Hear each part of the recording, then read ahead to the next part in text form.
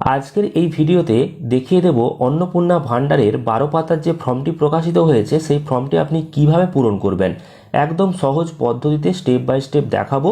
আপনারা মনোযোগ সহকারে দেখুন, তাহলেই বুঝতে পারবেন। খুব সহজ ফর্ম, পাশাপাশি আপনি এই ফর্মের সাথে কি কি জেরক্স জমা করবেন সেটাও জানিয়ে দেব। দেখুন, অন্নপূর্ণা যোজনা যে ফর্ম, সেই ফর্ম কিন্তু এখানে রয়েছে। পারিবারিক তথ্য এখানে কিন্তু সংগ্রহ করা হয়েছে। তো প্রথমে আপনি কি করবেন, প্রথমেই এই বক্সে চলে আসবেন। এটা হচ্ছে পরিবারের প্রধানের নাম, অর্থাৎ আপনার পরিবারের যিনি প্রধান, সেই প্রধান অর্থাৎ হেড অফ দ্য ফ্যামিলি মেম্বারের যে নাম, সেই নামটা আপনি এখানে লিখে দেবেন। এবার বাংলার যে ফর্ম, সেই ফর্মটা আপনাদেরকে দেখাচ্ছি। আপনারা চাইলে ইংলিশ ফর্মটাও ডাউনলোড করে বা ইংলিশ ফর্মটা ক্যাম্প থেকে নিয়ে জমা করতে পারেন। তো এখানে যিনি পরিবারের প্রধান, ওনার নাম লিখবেন। এগুলো আপনি ইংলিশেও লিখতে পারেন, কারণ আধার কার্ড অনুযায়ী নাম লিখতে বলা হয়েছে। সেক্ষেত্রে আপনি ইংলিশেও লিখতে পারেন, আবার বাংলাতেও নামটা লিখতে পারেন, এক্ষেত্রে কোনো অসুবিধা নেই। এরপর কি করবেন না, এখানে জন্ম তারিখ দিতে বলা হয়েছে।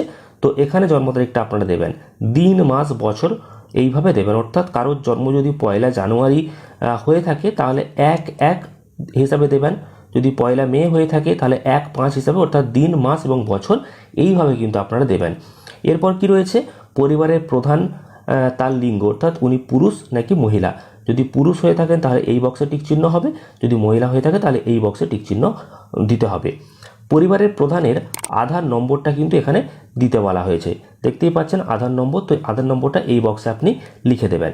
এরপর ডিজিটাল রেশন কার্ড আপনার যদি থাকে তাহলে অবশ্যই সেই আইডিটা লিখতে হবে, অর্থাৎ ডিজিটাল রেশন কার্ডের যে নম্বরটা সেটা আপনাকে এই বক্সে লিখতে হবে। কার লিখবেন না, পরিবারের যিনি হেড ওনার কিন্তু এখানে লিখবেন। এরপর পরিবারের সদস্য সংখ্যা, আপনার পরিবারে কতজন সদস্য সংখ্যা আছে সেটা লিখবেন।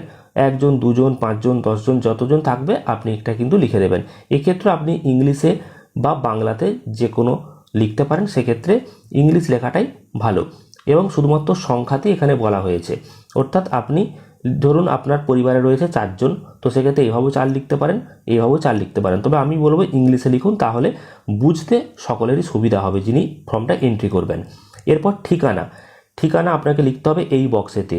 এই বক্সে একদম গ্রাম, পোস্ট, থানা, জেলা, পিন নম্বর সবটা এখানে কিন্তু লিখে দেবে। একদম স্থায়ী ঠিকানা কিন্তু আপনি লিখবেন। এরপর যোগাযোগ নম্বর, যোগাযোগ নম্বর মানে আপনার যে মোবাইল নম্বর, সেই মোবাইল নম্বরটা লিখতে হবে। এবার মোবাইল নম্বরটা কার লিখবেন না, বিশেষত পরিবারের যিনি প্রধান, সেই যে প্রধানের যে আধার কার্ডটা রয়েছে, সেই আধার কার্ডের সাথে যে মোবাইল নম্বরটা যুক্ত রয়েছে সেই নম্বরটা কিন্তু আপনারা এখানে লিখবেন। এবার ধরুন যদি আধার কার্ডের সাথে মোবাইল নম্বর লিঙ্ক না থাকে, সেক্ষেত্রেও ঘাবড়ে যাওয়ার কিছু নেই, আপনাদের পরিবারে যে মোবাইল নম্বরটা আছে সেটা লিখে দিলেও চলবে। এরপর দেখুন, আপনাকে যেটা করতে হবে সেটা হচ্ছে নাম, জন্ম তারিখ, লিঙ্গ, পরিবারের প্রধানের সঙ্গে সম্পর্ক, আধার নম্বর। অর্থাৎ আপনার পরিবারে যতজন সদস্য রয়েছে তাদের নাম, জন্ম তারিখ, তাদের লিঙ্গ এবং পরিবারের প্রধানের সাথে কি সম্পর্ক এবং তাদের আধার কার্ডের নম্বর একে একে আপনাকে লিখতে হবে। এবার দেখুন, যদি 5 বছরের কম বয়সী আপনাদের পরিবারে কোনো শিশু থাকে, সেক্ষেত্রে আধার কার্ডেতে না এটা আপনি লিখে দেবেন, অর্থাৎ আধার নম্বর আপনাকে লিখতে হবে না। যদিও আধার কার্ড অনেকের হয়ে যায় বাচ্চাদের, তো সেক্ষেত্রে এখানে না লিখতে বলা হয়েছে, অর্থাৎ না লিখলেও চলবে। তো এবার প্রথমে কি করবেন, পরিবারের প্রধান অর্থাৎ হেড অফ দ্য ফ্যামিলি যিনি রয়েছেন, তো ওনার কিন্তু এখানেতে আপনাকে লিখে দিতে হবে।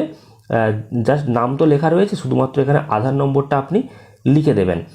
এরপর আপনাকে যেটা করতে হবে সেটা হচ্ছে সদস্য 1, সদস্য 2 এইভাবে কিন্তু আপনাকে পূরণ করতে হবে। অর্থাৎ পরিবারের প্রধান তো রয়েছে, তারপর প্রধানের পরে যিনি রয়েছেন ওনার নাম লিখবেন, তারপর ওনার যে জন্ম তারিখ সেটা লিখবেন এখানে, ওনার লিঙ্গ, এরপর প্রধানের সঙ্গে কি সম্পর্ক। যদি পরিবারের প্রধানের স্ত্রীর নাম এখানে লিখেন তাহলে কিন্তু এখানে লিখে দেবেন পরিবারের প্রধানের সঙ্গে কি সম্পর্ক, এখানে লিখে দেবেন স্ত্রী এবং ওনার আধার নম্বর। এরপর ধরুন সদস্য 2-তে আপনি লিখলেন পরিবারের প্রধানের হয়তো একজন পুত্র রয়েছে, তো তার ছেলের নাম যদি আপনি লেখেন, সেক্ষেত্রে আপনি অবশ্যই এখানে পরিবারের প্রধানের সাথে কি সম্পর্ক আপনি লিখবেন না, এখানে পিতা লিখে দেবেন। এইভাবে আপনারা সদস্য 3, সদস্য 4 হিসাবে সর্বোচ্চ 5 জন সদস্যের নাম আপনারা লিখবেন।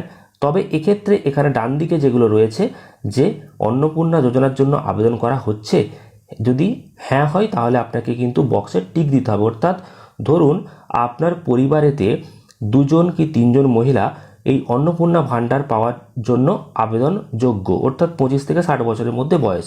সেক্ষেত্রে পরিবারের সদস্যদের তো আপনি নাম লিখছেন, তো প্রথম যিনি সদস্য রয়েছেন তিনি হয়তো পুরুষ, দ্বিতীয়টা আপনি লিখলেন তিনিও হয়তো মহিলা, কিন্তু ওনার হয়তো বয়স হয়ে গেছে। এইভাবে আপনারা করছেন, কিন্তু ধরুন 3 নম্বর 4 নম্বর বা 5 নম্বর সদস্যতে গিয়ে দেখলেন যে পরিবারের যে সমস্ত সদস্য রয়েছে এনাদের মধ্যে 4 নম্বর এবং 5 নম্বর সদস্য এনারা দুজনই অন্নপূর্ণা ভাণ্ডারে আবেদনযোগ্য। সেক্ষেত্রে শুধুমাত্র তাদের ঘরেতে টিক চিহ্নটা দেবেন হ্যাঁ এতে। তো অর্থাৎ বুঝতে পেরেছেন, যারা অন্নপূর্ণা ভাণ্ডারে আবেদনযোগ্য এই যে সদস্যর মধ্যে যেখানে নামটা থাকবে তার পাশেতেই আপনারা শুধুমাত্র টিক চিহ্নটা দেবেন, বাকিগুলোতে কিছু দেওয়ার দরকার নেই। তো এইভাবে হয়ে গেল। এরপর আপনাকে যেটা করতে হবে, পরিবারের প্রধান এবং পরিবারের সকল প্রাপ্তবয়স্ক সদস্যদের যে ব্যাংক অ্যাকাউন্ট, সেই ব্যাংক অ্যাকাউন্টের তথ্য আপনাকে লিখতে হবে। অর্থাৎ এখানে প্রথমেই পরিবারের প্রধান যিনি থাকবেন ওনার ব্যাংক অ্যাকাউন্টের তথ্য দেবেন। অর্থাৎ এখানে ব্যাংকের নাম লিখবেন, কোন ব্যাংকে অ্যাকাউন্ট নম্বর, আইএফএসসি কোড। এরপর আপনাকে কি করতে হবে, সদস্য একে আপনি যার নাম লিখেছিলেন ওনার ব্যাংক কোথায় রয়েছে, কোন ব্যাংকে, সেটা লিখবেন, অ্যাকাউন্ট নম্বর, আইএফএসসি কোড। এইভাবে কিন্তু পরপর সদস্য 2, সদস্য 3 হিসাবে লিখে যাবেন। যদি কারোর অ্যাকাউন্ট না থাকে তাহলে লেখার দরকার নেই। এবার ডিবিটি ক্রেডিটের জন্য আধার লিঙ্কযুক্ত ব্যাংক অ্যাকাউন্ট আপনাকে প্রদান করতে হবে। অর্থাৎ আধার কার্ড অবশ্যই ব্যাংক অ্যাকাউন্টের সঙ্গে যুক্ত থাকতে হবে, সেটাই বলা হয়েছে। তো আপনারা এইভাবে লিখে দেবেন। এরপর আপনারা দেখুন এপিক নম্বর, অর্থাৎ ভোটার কার্ড নম্বরটা আপনাকে লিখতে হবে। সমস্ত একদম প্রত্যেকটা প্রাপ্তবয়স্ক, অর্থাৎ আপনাদের পরিবারের যার যার ভোটার কার্ড হয়েছে সেই সমস্ত সদস্যের যে এপিক নম্বর অর্থাৎ ভোটার কার্ড নম্বর আপনাকে লিখে দিতে হবে। তার সাথে এখানে বিধানসভা ক্ষেত্র এবং অংশ নম্বর। তো প্রথমে কি লিখবেন, পরিবারের প্রধান অর্থাৎ head of the family, owner epic নম্বরটা এখানে লিখবেন, কোন বিধানসভা এবং কোন অংশ সেটা আপনারা লিখে দেবেন। এবং সদস্য 1, সদস্য 2, সদস্য 3 করে করে কিন্তু আপনারা দেখবেন যাদের যাদের ভোটার কার্ড হয়েছে প্রত্যেকের এখানেতে ডিটেলসগুলো লিখবেন। এবার সদস্য 1, সদস্য 2 আপনারা প্রথমেই লিখেছিলেন যাদের নাম, তো সেগুলো মনে রাখবেন এবং তাদের ডিটেলসগুলো আপনারা এখানেতে লিখে যাবেন। এরপর কি আপনাদের যে বিভাগ, অর্থাৎ আপনারা মানে অসংরক্ষিত ইউআর নাকি এসসি এসটি, অর্থাৎ আপনাদের জাতি কি সেটা আপনারা এখানে টিক চিহ্ন দেবেন। আপনারা যেটা হবে সেটাতে এরভাবে টিক চিহ্ন দিয়ে দেবেন। এরপর রেশন কার্ড বা খাদ্য ভর্তুকি আপনাদের রয়েছে কিনা সেটা আপনার কাছে জানতে চাওয়া হবে। তো একদম এই বক্সে চলে আসবেন, আপনার কি ডিজিটাল রেশন কার্ড আছে, যদি থাকে তাহলে এই বক্সে হ্যাঁ করবেন, যদি না থাকে তাহলে না করবেন। এরপর যদি আপনার রেশন কার্ড থাকে, বিশেষ করে রেশন কার্ড তো অবশ্যই থাকবে, তো সেক্ষেত্রে কোন রেশন কার্ড রয়েছে, এওয়াই, পিএইচএইচ, এসপিএইচএইচ, আরকেএসওয়াই 1 না আরকেএসওয়াই 2 নাকি ভর্তুকিহীন, তো যেটা থাকবে সেই বক্সে আপনারা টিক চিহ্ন দেবেন।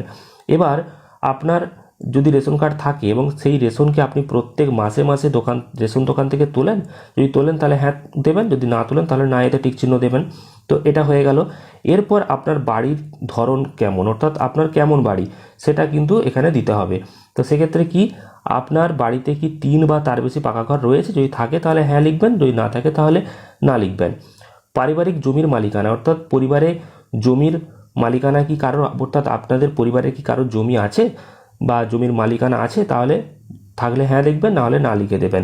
এবং রেজিস্ট্রেশন নথি এবং মিউটেশন কপি এবং আরওআর এবং হাল নাগাদের তারিখ সহ সর্বশেষ ওটা জমির যে রেকর্ডের কপি, সেই কপিও কিন্তু আপনাকে জমা করতে হবে, অর্থাৎ জেরক্স আপনাকে জমা করতে হবে, তাহলে এই জেরক্স কিন্তু আপনাকে দিতে হচ্ছে।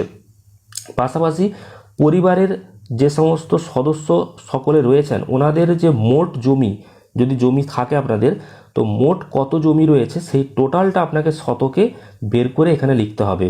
অর্থাৎ সেটা আপনি আপনাদের যে রেকর্ড রয়েছে জমি, সেই রেকর্ড থেকেই পেয়ে যাবেন। তো সকল সদস্যের যে মোট জমির পরিমাণ সেটা কত হচ্ছে শতকে, সেটা এখানে টোটালটা লিখে দিতে হবে। এরপর যানবাহন, অর্থাৎ আপনাদের বাড়িতে কি সদস্যদের কি অবাণিজ্যিক মোটর চালিত 4 চাকার গাড়ি আছে, অর্থাৎ আপনাদের যদি 4 চাকার গাড়ি থাকে, অর্থাৎ সেক্ষেত্রে এখানে দেখুন গাড়ি, জিপ, ট্র্যাক্টর কিন্তু অন্তর্ভুক্ত করতে বলা হয়েছে, অর্থাৎ 4 চাকা মানে এগুলো কিন্তু অন্তর্ভুক্ত থাকছে। এবং যদি থাকে তাহলে হ্যাঁ লিখবেন, আর যদি না হয় তাহলে না লিখবেন। আর যদি থাকে 4 চাকা গাড়ি তাহলে সেই গাড়ি কটা গাড়ি আছে সেই গাড়ির সংখ্যা, অর্থাৎ একটা দুটো না তিনটে কটা আছে সেটা এখানে লিখবেন। আর গাড়ির রেজিস্ট্রেশন নম্বরগুলো আপনারা কিন্তু পরপর এখানে লিখে দেবেন। যদি একটা হয় একটা লিখবেন, যদি দু তিনটে থাকে তাহলে দু তিনটে পরপর লিখবেন। এবং এখানে দেখতে পাচ্ছেন গাড়ি, জিপ, ট্র্যাক্টর অন্তর্ভুক্ত করুন। যদি হ্যাঁ হয় তাহলে সেই মডেল, অর্থাৎ আপনাদের যদি জিপ থাকে বা ট্র্যাক্টর থাকে বিশেষ করে, তাহলে সেটা কোন মডেলের সেটা কিন্তু এই বক্সেতে পাশেতে লিখতে বলে দেওয়া হয়েছে। অর্থাৎ কী কী গাড়ি আছে সেই গাড়ির নামগুলো আপনাকে লিখতে হবে। ধরুন আপনার মারুতি সুইফট রয়েছে, ট্র্যাক্টরের ক্ষেত্রে জন ডিয়ার রয়েছে, বা আপনার ওয়াগনার আছে, অল্টো আছে। তো এইভাবে আপনাকে এখানে গাড়ির নামগুলো লিখে দিতে হবে। ধরুন আপনার জিপ মানে থার রয়েছে, সেক্ষেত্রে এগুলো আপনি এখানে লিখবেন। আর কটা রয়েছে সেটা আপনি এখানে লিখলেন, আর গাড়ির নম্বরগুলো এখানে লিখে দিলেন। এবার যদি একটা হয় তাহলে সেখানে গাড়ির নাম এখানে আপনি জাস্ট লিখে দিলেন, কটা গাড়ি আছে এখানে এক লিখলেন এবং গাড়ির নম্বরটা লিখে দিলেন। আশা করি বুঝতে পেরেছেন। এরপর পরিবার ভিত্তিক সদস্যদের স্বাস্থ্য বিমা। আপনাদের কি কোনো স্বাস্থ্য বিমা রয়েছে? যদি থাকে তাহলে আপনারা হ্যাঁ করবেন, যদি না থাকে তাহলে না করবেন। যদি থাকে তাহলে সেটা কোথায় রয়েছে, সরকারি না বেসরকারি, সেটা আপনাকে লিখতে হবে। কত টাকার রয়েছে সেটা লিখতে হবে, অর্থাৎ প্রিমিয়ামের বিবরণ লিখতে হবে। তো কিভাবে লিখবেন? ধরুন আপনার পরিবারে সকলের নামে হয়তো নেই, দু একজনের নামে রয়েছে। তো যার নামে রয়েছে সেই ব্যক্তির নামটি আপনি কত নম্বর সদস্য হিসাবে রেখেছেন, শুধুমাত্র সেই বক্সটাকে আপনি পূরণ করবেন। ধরুন আপনার পরিবারের দুজনের নামে স্বাস্থ্য বিমা রয়েছে, সেক্ষেত্রে সেই দুজন ব্যক্তি কারা কারা, না সদস্য 2 সদস্য 3 হয়তো রয়েছে, সেক্ষেত্রে এই দুটো বক্সে আপনি পূরণ করবেন, বাকিগুলো কিছু করার দরকার নেই। আর যদি কারোর নামেই না থাকে তাহলে কিছুই পূরণ করতে হবে না। অর্থাৎ একজনের নামেও যদি থাকে তাহলে এখানে হ্যাঁ লিখে বাকি আপনার যাদের যাদের নামে স্বাস্থ্য বিমা আছে সেই বক্সগুলো পূরণ করবেন। যদি না থাকে কারো তাহলে শুধুমাত্র এখানে না এতে টিক করবেন, আর বাকি এগুলো কিছু করার দরকার নেই। তো এরপর আপনাকে যেটা করতে হবে সেটা হচ্ছে কোনো সদস্য কি আয়কর অর্থাৎ ইনকাম ট্যাক্স বা পেশাগত কর কি প্রদান করে। যদি করে তাহলে হ্যাঁ, না হলে না। যদি করে তাহলে কোন ব্যক্তি করে বা কেন আয়কর বা পেশাগত কর প্রদান করেন সেটাও কিন্তু সরকার বুঝে নেবে। কিভাবে না, প্যান কার্ড ধরে। তার জন্যই তার নিচের ঘরে দেখতে পাচ্ছেন সদস্যদের প্যান কার্ডের ডিটেলস এখানে নেওয়া হচ্ছে।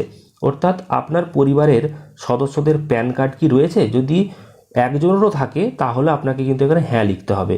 যদি কারোরই না থাকে তাহলে আপনাকে কিছু করতে হবে না। যদি একজনেরও থাকে, কারণ পরিবারের প্রত্যেকেরই প্যান কার্ড হয়তো হয়ে ওঠেনি, অনেকেরই রয়েছে, সেক্ষেত্রে কার কার আছে সেটা আপনাকে লিখতে হবে। ধরুন হেড অফ দ্য ফ্যামিলি মেম্বারের প্যান কার্ড নেই, রয়েছে হয়তো সদস্য 3, সদস্য 4 বা সদস্য 5। তো যার রয়েছে শুধুমাত্র তার ঘরটাতে আপনারা লিখবেন প্যান কার্ডের নম্বর এবং যার নামে প্যান কার্ডটা রয়েছে তার নাম এবং সেই প্যান কার্ডের নম্বরটা আপনারা লিখবেন। বাকি ঘরগুলোতে কিছু লেখার দরকার নেই। এরপর কি, কর্মসংস্থানের ধরন, অর্থাৎ আপনার পরিবারে যে সমস্ত সদস্য রয়েছে তারা কি করে। দেখুন পরিবারের প্রধান কি করেন তার জন্য এখানে দেওয়া রয়েছে, আপনারা কি করেন সেই বক্সে টিক চিহ্ন দেবেন। যদি সরকারি কোনো কাজ করেন সরকারি, বেসরকারি হলে বেসরকারি, আপনি যদি কৃষক বা কারিগরি বা শিল্পী হয়ে থাকেন তাহলে এই বক্সে। এইভাবে প্রত্যেকটা সদস্যের কিন্তু ডিটেলস আপনাকে দিতে হবে, সদস্য 1 সদস্য 2 হিসাবে করে করে কিন্তু এখানে দেওয়া রয়েছে, এবং প্রত্যেকেরই আপনারা আলাদা আলাদা দিতে পারেন। ধরুন আপনার হেড অফ দ্য ফ্যামিলি তিনি কৃষক, এবার সদস্য 1 যিনি রয়েছেন তিনি বেসরকারি কোনো কোম্পানিতে কাজ করে, সেটা দেবেন। আচ্ছা, এইভাবে ধরুন কেউ পড়াশোনা করছে সেক্ষেত্রে বেকার দিলেন। এইভাবে কোন সদস্য কোন কাজে যুক্ত সেটা আপনারা ঠিক করে টিক চিহ্নটা জাস্ট দিয়ে দেবেন। এরপর পরিবারের শিক্ষিত ও প্রাপ্তবয়স্কদের যে ডিটেলস সেই ডিটেলস আপনাকে দিতে হবে। অর্থাৎ আপনার পরিবারে ধরুন 5 জন সদস্য রয়েছে, তার মধ্যে কতজন শিক্ষিত কতজন অশিক্ষিত। অর্থাৎ শিক্ষিত বলতে ধরুন নাম সই টই করতে পারে তারা শিক্ষিত, এবং যারা টিপসার দেয় সেই ক্ষেত্রে অশিক্ষিত আপনি এখানে ধরতে পারেন। ধরুন 4 জন শিক্ষিত তো 4 জন লিখলেন, একজন যদি অশিক্ষিত হয় এখানে 1 লিখে দিলেন। এরপর প্রত্যেকের ডিটেলস, অর্থাৎ হেড অফ দ্য ফ্যামিলি উনি শিক্ষিত না অশিক্ষিত সেটা আপনারা টিক চিহ্ন দেবেন। যদি শিক্ষিত হয় তাহলে সর্বোচ্চ পড়াশোনা কতটা সেটা এখানে লিখে দিতে হবে, যদি অশিক্ষিত হয় তাহলে অশিক্ষিত টিক চিহ্ন দেবেন, আর কিছু লেখার দরকার নেই। এইভাবে সদস্য 1 সদস্য 2 করে করে প্রত্যেকের ডিটেলস আপনারা টিক চিহ্ন দিয়ে দিয়ে পূরণ করে নেবেন। এরপর দেখতে পাচ্ছেন দেওয়া রয়েছে কোনো সদস্য কি কোনো সাংবিধানিক পদ, মন্ত্রী বা সাংসদ, বিধায়ক, পৌর স্থানীয় সংস্থা এবং পঞ্চায়েত সংস্থার প্রাক্তন বর্তমান ধারক, অর্থাৎ কেউ কি নেতা মন্ত্রী কেউ কি রয়েছে। যদি থাকে তাহলে হ্যাঁ লিখবেন, কোন পদে রয়েছে সেটা কিন্তু আপনাকে লিখতে হবে। যিনি পদে রয়েছেন মানে তার সদস্য সংখ্যা, অর্থাৎ কোন সদস্য রয়েছে, মানে সদস্য 1 সদস্য 2 হিসাবে আপনারা যাকে যাকে লিখেছেন তার মধ্যে যে রয়েছে তার যে নম্বরটা, সেই নম্বরটা আপনাকে লিখতে হবে। ধরুন সদস্য 5 যিনি আছে বা সদস্য 4 যিনি আছেন, উনি হয়তো কোনো এটার মধ্যে কোনো একটা মধ্যে পড়ছে, সেক্ষেত্রে সেই নম্বরটা আপনারা লিখলেন। ধরুন সদস্য 3, তো সেক্ষেত্রে এখানে 3 লিখলেন। যদি না হয় তাহলে না লিখে দিয়ে বেরিয়ে আসবেন, কোনো অসুবিধা নেই। কোনো সদস্য কি সরকারি পেনশনভোগী, অর্থাৎ সরকারি আগে চাকরি করতে এখন পেনশন কি পাচ্ছে? যদি পায় তাহলে হ্যাঁ লিখে কোন সদস্য পাচ্ছে তার নম্বরটা এখানে লিখলেন, যদি না পায় তাহলে না লিখলেন, আর কিছু পূরণ করতে হবে না। এবার যদি হ্যাঁ হয় তাহলে পেনশনের যে স্লিপ, সেই স্লিপটা কিন্তু আপনাকে সংযুক্ত করতে হবে, তার জেরক্স আপনাকে জমা করতে হবে এই ফর্মের সাথে। বুঝতে পেরেছেন? এরপর কোনো সদস্য কি জিএসটি দেয়, যদি থাকে তাহলে হ্যাঁ লিখবেন, যদি না হয় তাহলে না লিখবেন। যদি হ্যাঁ হয় তাহলে জিএসটি নম্বর আপনাকে এখানে লিখে দিতে হবে। পরিবারের মোট বার্ষিক আয় কত, সেটা আপনাকে এখানে লিখে দিতে হবে, অর্থাৎ আপনার পরিবার বছরে কত টাকা আয় করে সেই টাকার অঙ্কটা আপনাকে এখানে লিখতে হবে।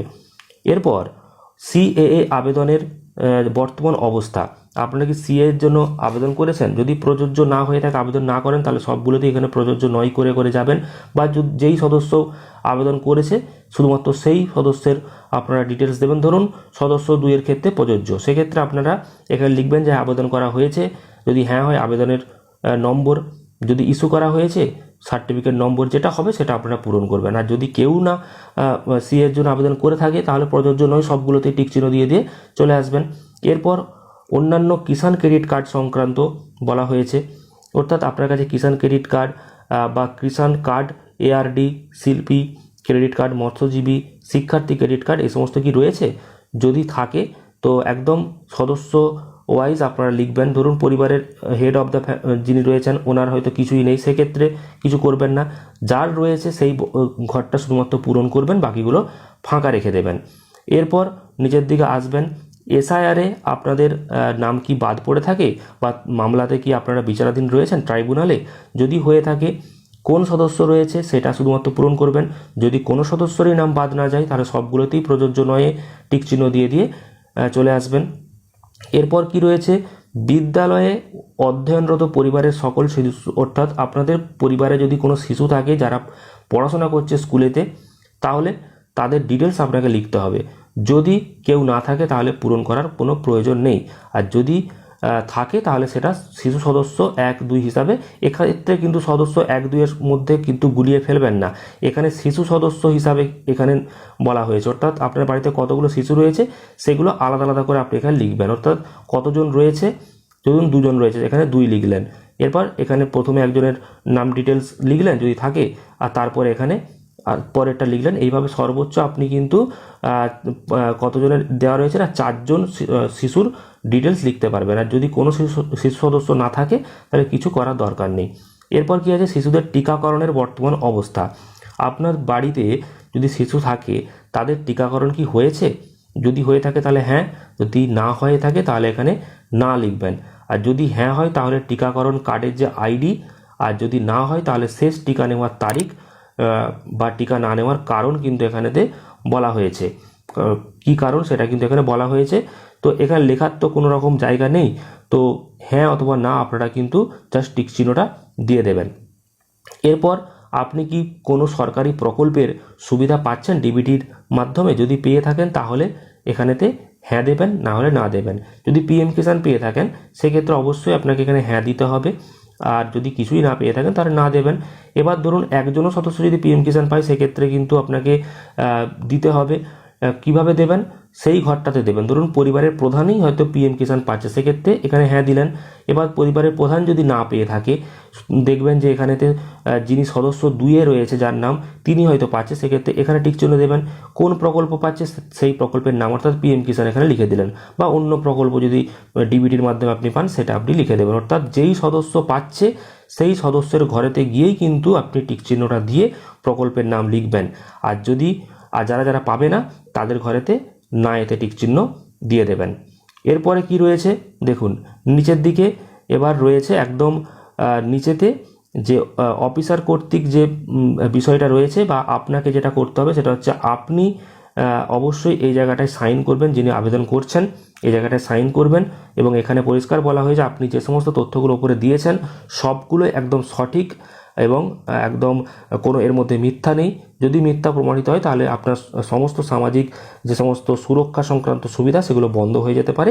এবং এখানে আপনাকে স্বাক্ষর করতে বলা হয়েছে এবং এখানে টিকচিহ্ন দিয়ে দেবেন সম্মততে।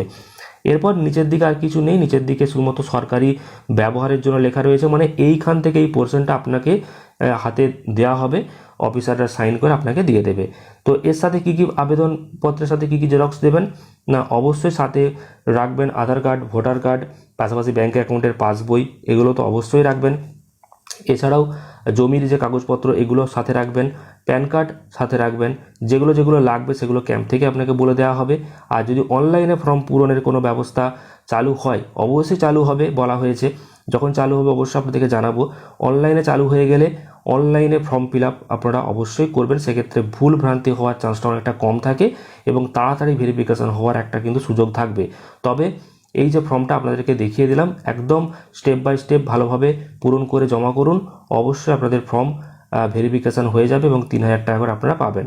যদি কোনো প্রশ্ন থাকে অবশ্যই কমেন্টে জানাবেন এবং পেজটিকে ফলো করবেন গুরুত্বপূর্ণ খবরগুলো সবার আগে পাওয়ার জন্য। আর এই ভিডিওটি প্রচুর পরিমাণে শেয়ার করবেন। ধন্যবাদ।